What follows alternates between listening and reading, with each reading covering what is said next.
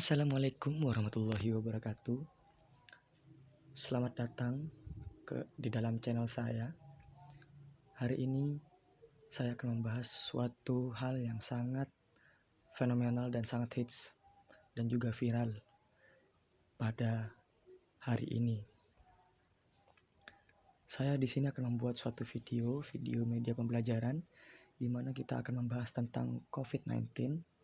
Ya, COVID-19 ini saya akan membahas tentang definisi, pencegahan, dan juga gejala yang tampil atau yang muncul dari COVID-19 ini.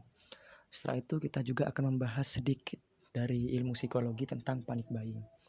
Langsung saja kita mulai. COVID-19. COVID-19 itu apa sih?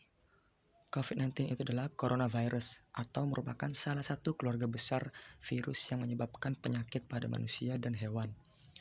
Pada manusia biasanya menyebabkan penyakit infeksi saluran pernafasan, mulai flu biasa hingga penyakit serius seperti Middle East Respiratory Syndrome atau MERS, dan sindrom pernafasan akut berat atau Severe Acute Respiratory Syndrome atau SARS.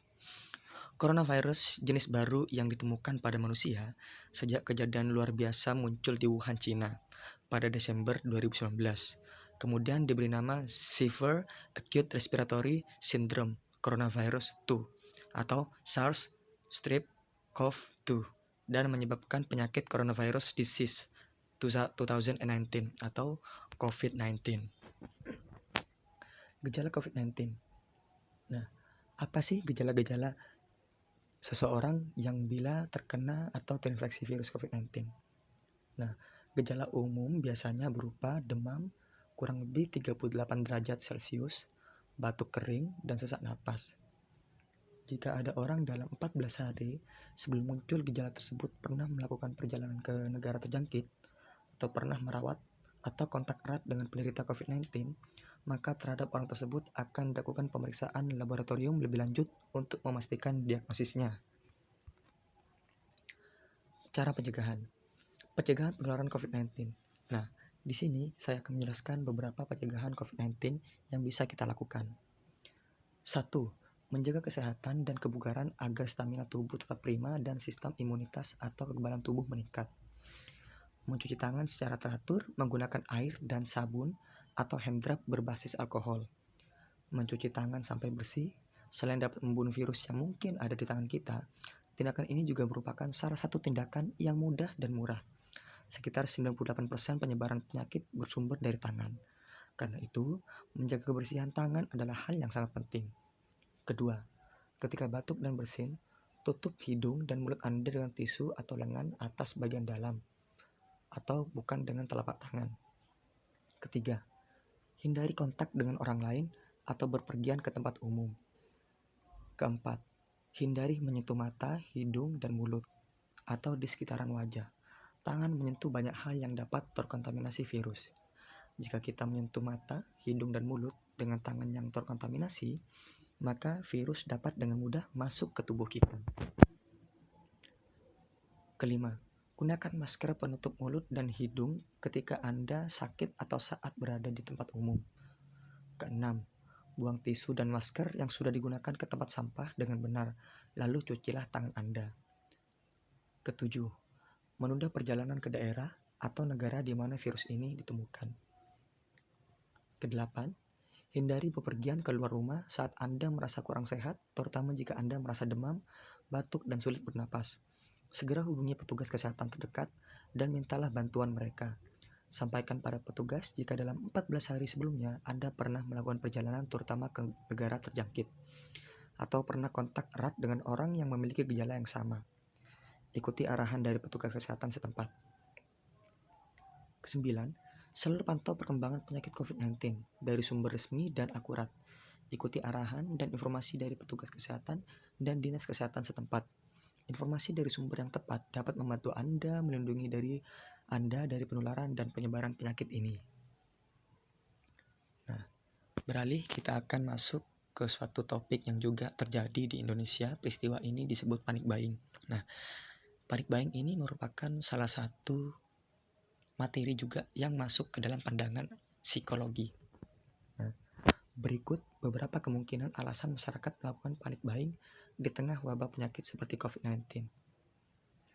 Panik buying sendiri adalah suatu kegiatan di mana kita itu secara terburu-buru atau secara panik melakukan memborong barang-barang yang ada di supermarket atau di toko atau di pasar, dan itu sangat merugikan. Ada beberapa faktor, yaitu satu, dikendalikan oleh emosi. Keinginan panik buying bisa dipengaruhi orang lain karena adanya penularan emosi. Saat pembeli pertama mengamati perilaku pembeli kedua yang menimbun bahan belanja, pembeli pertama mungkin bisa terpengaruh untuk melakukan hal yang sama. Terlebih lagi di tengah wabah infeksi virus corona, rasa cemas terkait ketersediaan bahan makanan sering dirasakan.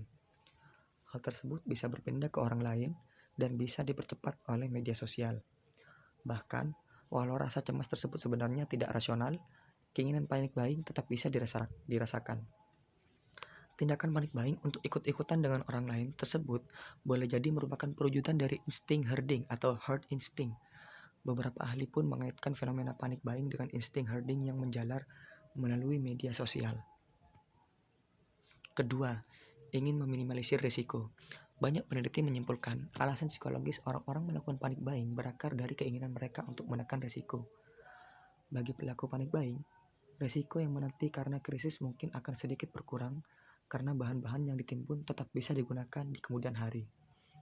Keinginan menekan risiko dengan melakukan panik buying bisa dirangsang oleh hasar diri, serta usaha untuk menghindari penderitaan yang bisa muncul saat krisis. Penderitaan tersebut dapat berubah penderitaan emosional dan fisik, serta penderitaan yang memang terjadi atau yang masih dalam bayangan. Ketiga, merasakan kelegaan dan ketenangan. Perilaku menimbun barang dapat menimbulkan rasa ketenangan pada diri pelakunya. Sensasi bahwa semua sudah terkontrol dengan baik pun mungkin akan muncul di benak pelaku panik buying. Begitu ia membawa barang belanjaannya ke rumah, tindakan panik buying memunculkan sense of relief bagi pelakunya, serta mengikis ketakutan dan kecemasan yang dirasakan. 4. Ketidakpastian krisis yang dihadapi. Sementara itu, menurut Dr. Dimitrios Sifrikos dari University College London, panik buying dapat terjadi karena kita tak bisa menerka berapa lama krisis kesehatan masyarakat termasuk COVID-19 akan berlangsung. Informasi dari media pun memicu kita untuk masuk ke dalam mode panik tersebut. Demikian yang bisa saya sampaikan, kurang lebihnya mohon maaf. Mohon maaf apabila video ini merasa sangat membosankan. Tetapi video ini juga mengandung banyak sekali ilmu yang bisa kita petik dari keadaan saat ini. Terima kasih. Wassalamualaikum warahmatullahi wabarakatuh.